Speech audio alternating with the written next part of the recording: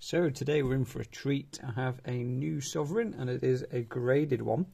Now I'm going to let you have a guess at the grade, so I'm not going to tell you just yet. Obviously I know because I bought it, but this is obviously the reverse. So you'll notice it's a 1924. It has the Melbourne mint mark, which you can see just above the date there. And yeah, this is what we're dealing with. So nice bit of luster on there. Looks you know, fairly good condition. I don't know if I tell you exactly the grade, you'll obviously know, which I will do at the end. But I'm not going to reveal. I'm going to turn it around, and you can see the portrait there. So I'm curious, what do you think? Have you got an idea about the grade there? So if you've not, which to be honest I probably wouldn't if I was looking at it, what I'm going to do is I'll show you a couple of known graded coins that I have, and we'll go from there. So this one is a 1917 Melbourne, so it's 1917M. So it's the same mint, it's the same monarch, it's the same design, everything except the date is the same. So this one got an MS62. Yes, an MS62, and I did crack it out of the slab. I didn't pay a huge premium for it. I did pay a little bit. It wasn't just basic bullion, but it wasn't much more. And yeah, this is obviously pretty nice. The fields are quite clean. The design doesn't have much wear on there. And if we go on to the portrait, again, a nice clean coin. So I'll compare that one with that one for you, and then we'll look at some others that I have. So do you think this is better or not as good as this?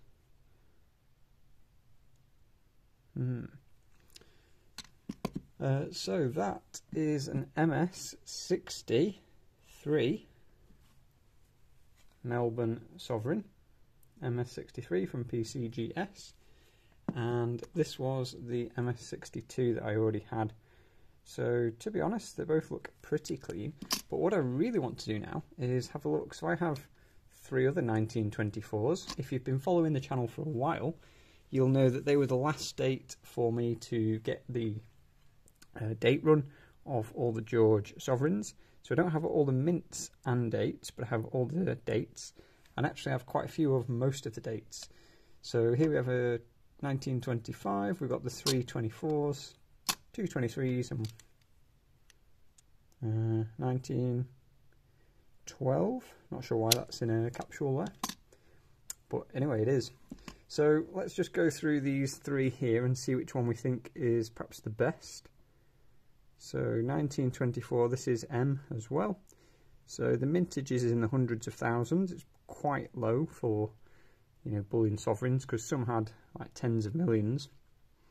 The year itself isn't super low. There are a couple of million in total for the year, but an interesting year nonetheless. So that is one of them. The next is that is the Perth. So when I look at this one, this is a Perth mint, and it isn't quite as rare as the Melbourne one. But to be honest, the surface on that's the 1924P, and that is the 1924M. So I think the surface on this does look a bit cleaner than this. There's not a lot in it, but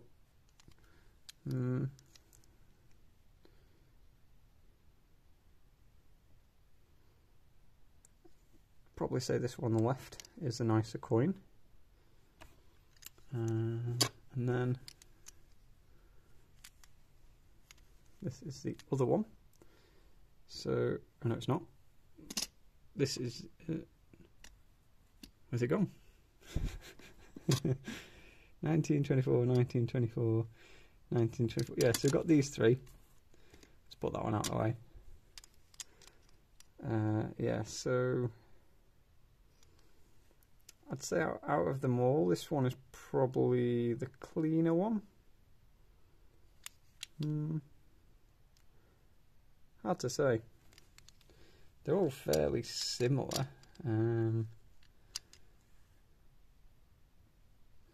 Anyway, let me know what you think. Which one do you think is the cleaner one here out of these three? Hard to say. If we compare it with this one, so we've got these three here on the right, we've got this one here on the left. So yeah, it does have nice, a nice finish to the coin. It looks like there's perhaps a little nick in the rim. I don't know if that makes much odds to the grade. At this level, maybe it would be higher if the rim was perfect. But this is what we got. So what I'll probably do is take photos and have a look at them closer, because it's hard to tell through the camera screen here. Yeah, wouldn't like to guess. I'd say they're all similar. You know, they must at least be in a ballpark. So that is good to know. But yeah, we will see, I suppose. So I don't plan on ripping that one out of the casing. I know I usually say that, and then I usually still rip them out of the casing anyway. But I will try and maintain it in there this time. So yeah, these are my 1924s. 1923 was another one that I found a bit hard to come by. Like, I've just not seen many of them in general. And again, these have come in pretty nice condition. Let's just get that focused. Both pretty nice. I'd probably give it to this one on the right. But again, very, very similar. So yeah, I am building up obviously quite a stack of sovereigns, and amongst them are some relatively nice ones.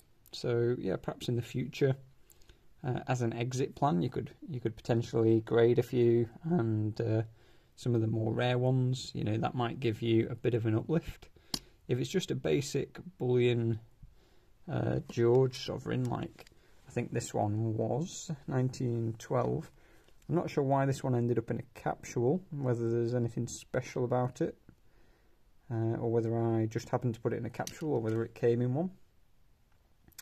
But this is not quite the same quality. You know, it is a nice enough coin, but it doesn't just stand out as some of the others do. So, you know, this one I probably wouldn't bother grading.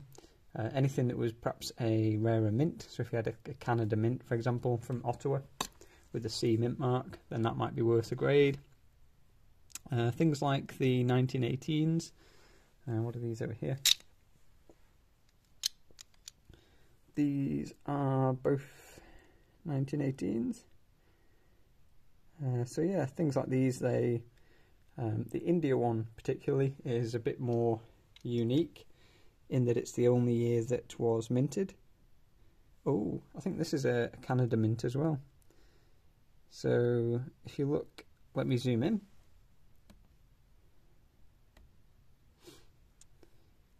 If you look just above the date, you'll see the black line. It's like the earth, and just below the horse's hind hoof, if I can just get it to pick up. There we go. So just above the 1 and the 9 in the middle, there is a little C there. So that is Canada, Ottawa. Forgot I had that. And then this one, I think, is probably India. Yeah, this is the I for India. So that's yeah, that's a nice one to have. The Canada sovereigns are a lot lower mintage than some others. But yeah, if we have a look, this is the known MS62, which again is one I took out, and it's, you know, it's obviously a nice coin. If you're just buying bullion coins, you'd be very happy with it. You can see the surface finish is pretty much intact. There's not really any, you know, scratches or gouges in there. There's just a few tiny little marks here and there, but you know, it's not like heavily worn or anything like that. So when you see like some older Victorias that have been more worn, See, like here where the dragon's belly is, can often look a bit flat. You see that on the Edwards as well, actually. You know, they just looks like they've had the wear on the high points. You know, there's not much detail on the leg, or perhaps the reins on the horse or the rider's head. And obviously it depends, you know, how worn you get in, but if you're getting much more worn than that, it's going to be quite a light coin. So yeah, that is a few of my nicer George sovereigns. So I'm curious what you think. I'll just give you one last look at the 1924s. We have this one, which is the Perth Mint. We have this one, which is the Melbourne #1. Yeah, I can say that's probably not as nice as the Perth. And then we have this one, which is similar to the last one, probably. And then this is probably the nicer one of those three. So why I'm saying that is, if you look in the fields, like just down here in the empty space, this one on the left, you can see like there's those little tiny dots where another coin is probably banged against it, you know, in the minting process or something like that. Whereas this one is clean all the way through. So I'd definitely say this. Oh, that's 1925. Oh dear, I give up. Yeah, anyway, where's that last one? We have a 1925 here that's quite nice then. But yeah, the 1924s, probably the Perth is the nicer one there. So, oh dear, they are quite small when you're looking through this camera screen, I promise. But yeah, I'd say there are a couple of coins that are definitely on par with this one at this kind of a grade, which according to PCGS is a MS63. So let me know, do you think I have got a nice coin here, or would you just carry on just buying best value bullion? Do you have any ideas about grading? You know, let me know if you think any of those are particularly nice, and look forward to talking in the comments.